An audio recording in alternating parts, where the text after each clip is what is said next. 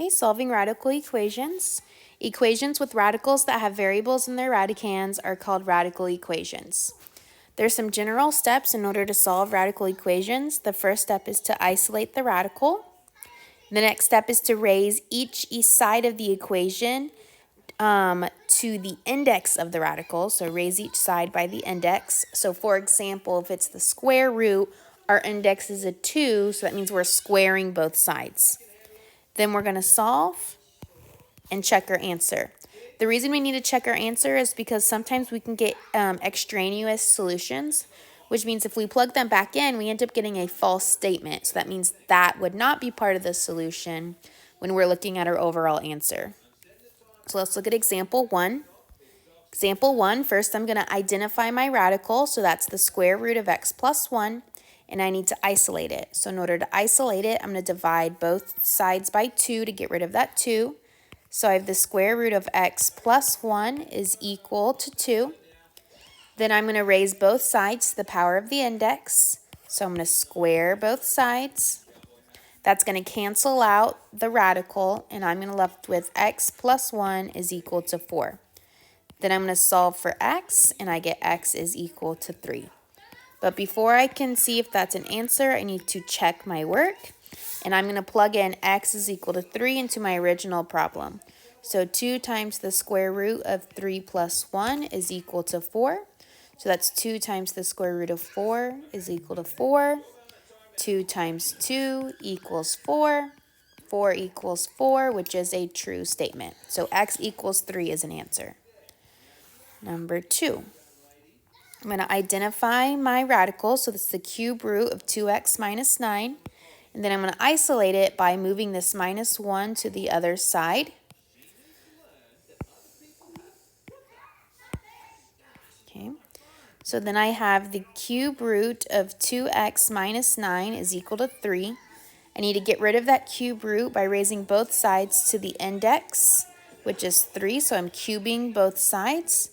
The radicals cancel, and I'm left with 2x minus 9 is equal to 3 cubed, which is 27. Add the 9 over, I get 2x is equal to 36. Divided by 2, x is equal to 18. Now I'm going to check my work by plugging in x is equal to 18.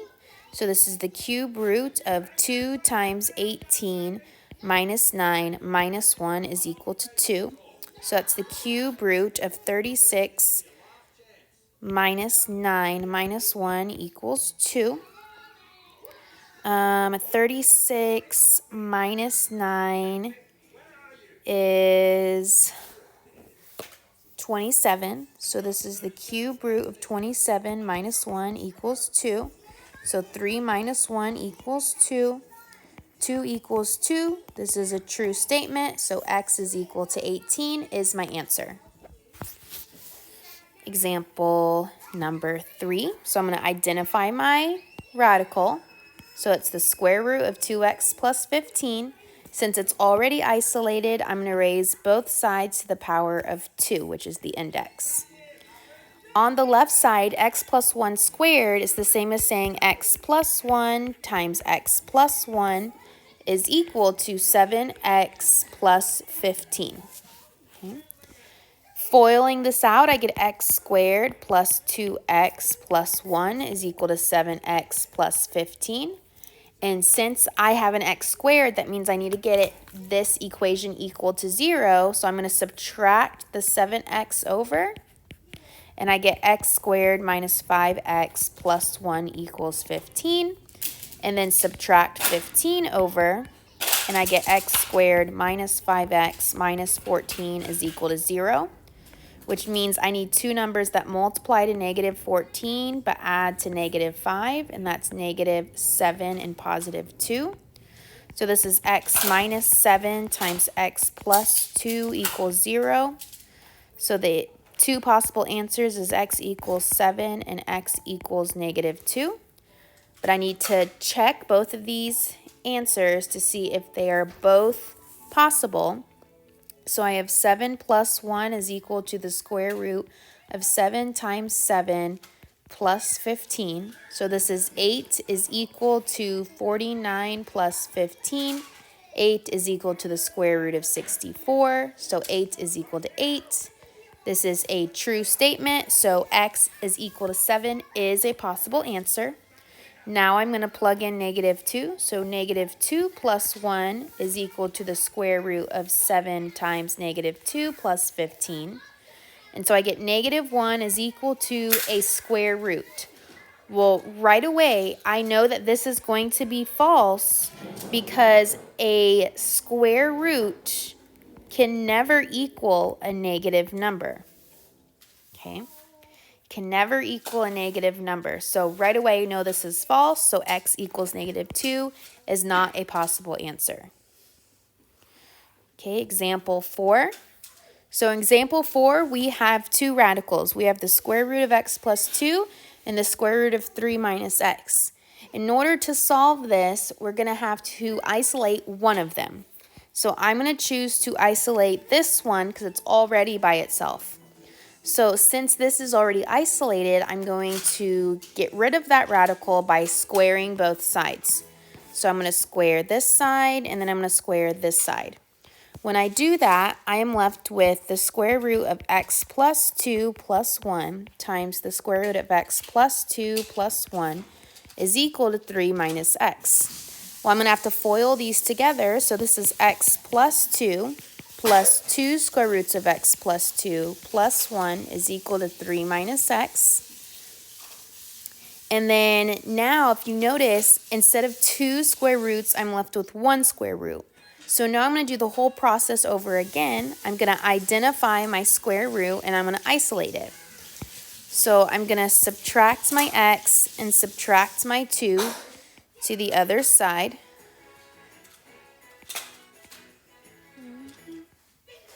And when I do that, I am left with 2 square roots of x plus 2 plus 1 is equal to 1 minus 2x. I'm going to subtract the 1 over, and then I get 2 square roots of x plus 2 is equal to negative 2x. Divide by 2 square root of x plus 2 is equal to negative x. I'm now going to square both sides because my radical is isolated. And I get x plus 2 is equal to x squared. The negative goes away because a negative times a negative is a positive. Now, since I have an x squared, that tells me I'm going to have an equation that is quadratic. So I'm going to subtract the x and subtract the 2, so it's equal to 0. So x squared minus x minus 2 equals 0, which means I need two numbers that multiply to negative 2 but add to negative 1, and that is negative 2 and positive 1. So this is going to be x minus 2, x plus 1 is equal to 0. So my two possible answers is x equals 2 and x equals negative 1. So I'm going to check both of those to see if they are both possible answers. So I'm going to plug in 2. So I have the square root of 2 plus 2 plus 1 is equal to the square root of 3 minus 2. So this is the square root of 4 plus 1 is equal to the square root of 1. So this is 2 plus 1 is equal to 1. 3 is equal to 1. This is a false statement. So x equals 2 is not a possible answer. And now I have to check for negative 1. So the square root of negative 1 plus 2 plus 1 is equal to the square root of 3 minus a negative 1. So that's 3 plus 1. So this is the square root of 1 plus 1 is equal to the square root of 4. 1 plus 1 is equal to 2. 2 equals 2. This is a true statement. So x equal to negative 1 is a possible answer and the only answer for this question. Same process on number 5. On number 5, we have two radicals, so I'm going to choose to isolate one of them. And this one on the right side is already isolated, so I'm going to get rid of it by raising both sides to the index, which is a 2. This is going to become the square root of x plus 6 minus 2 times the square root of x plus 6 minus 2 is equal to x minus 2. This becomes x plus 6 minus 4 square roots of x plus 6 plus 4 equals x minus 2. I just FOILed these together. And then this becomes x plus 10 minus 4 square roots of x plus 6 is equal to x minus 2.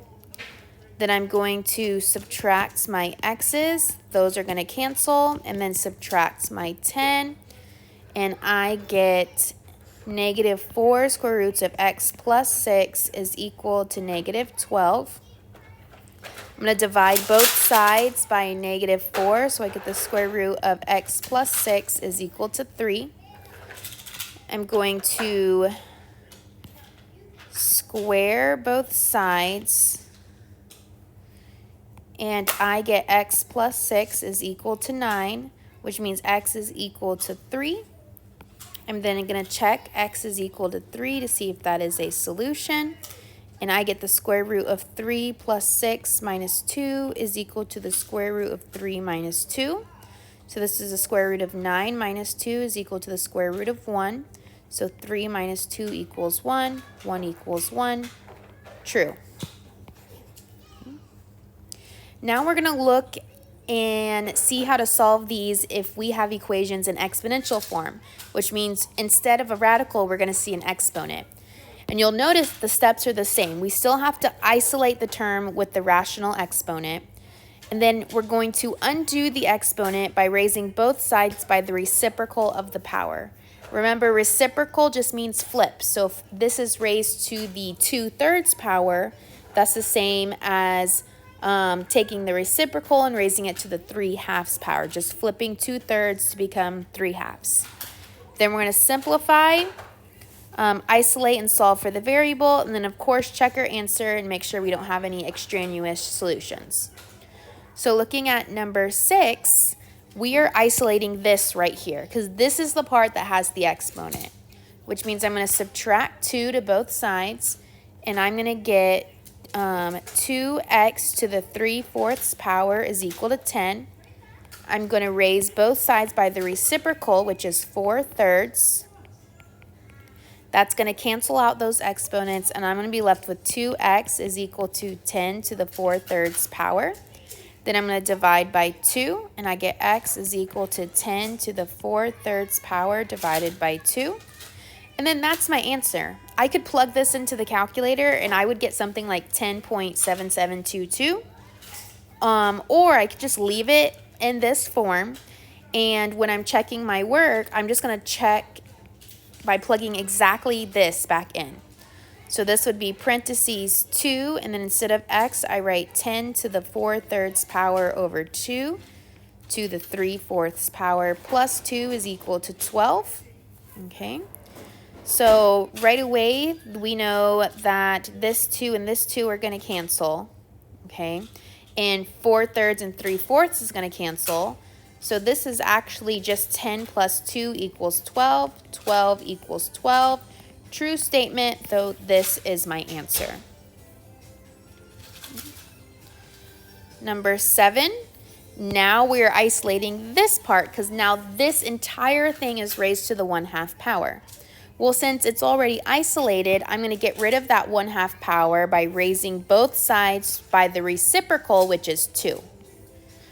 The reciprocal of 1/2 is 2 over 1.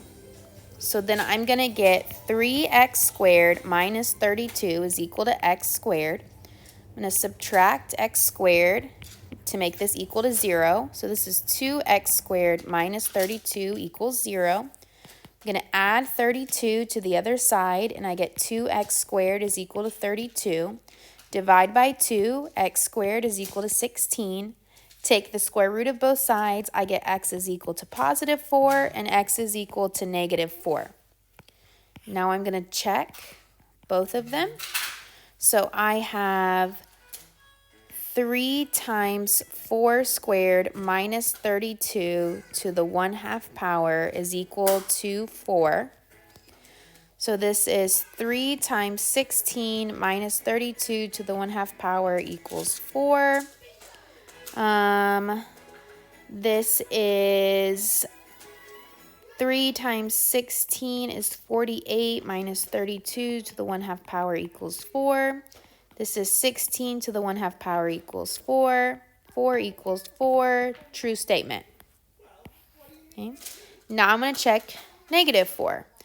So 3 to the negative 4 squared minus 32 to the 1/2 power is equal to negative 4. This entire thing right here is going to stay the same because negative 4 squared is the same as 4 squared. So we're going to get 16 to the 1/2 power equals negative 4. Well, we know this is false because 16 to the 1/2 power is the same as the square root of 16, and a square root can never equal a negative number, so that's why it's false. So it can't be x equals negative 4. And then last one, number 8. Here is our x plus 6 to the 1/2 power, the part with our rational exponent. I need to isolate it, so I'm going to add the x to the other side. And so I get x plus 6 to the 1/2 power is equal to x. Then I'm going to get rid of the 1/2 power by squaring both sides because that's my reciprocal. So x plus 6 is equal to x squared. Then I'm going to get this equal to 0. So x squared minus x minus 6 equals 0. So I need two numbers that multiply to negative 6 but add to negative 1. That would be negative 3 and positive 2. So I get x minus 3, x plus 2 equals 0. So I have x is equal to 3 and x is equal to negative 2. Then I just need to check my work. So first 3, I get 3 plus 6 to the 1/2 power minus 3 is equal to 0. Well, this is 9 to the 1/2 power minus 3 equals 0. So 3 minus 3 equals 0. True statement, x equals 3 is a possible answer. Now I check negative 2. Negative 2 plus 6 to the 1/2 power plus 2 equals 0. This is 4 to the 1/2 power plus 2 equals 0. 2 plus 2 equals 0. This is false. So x equals negative 2 is not a possible answer.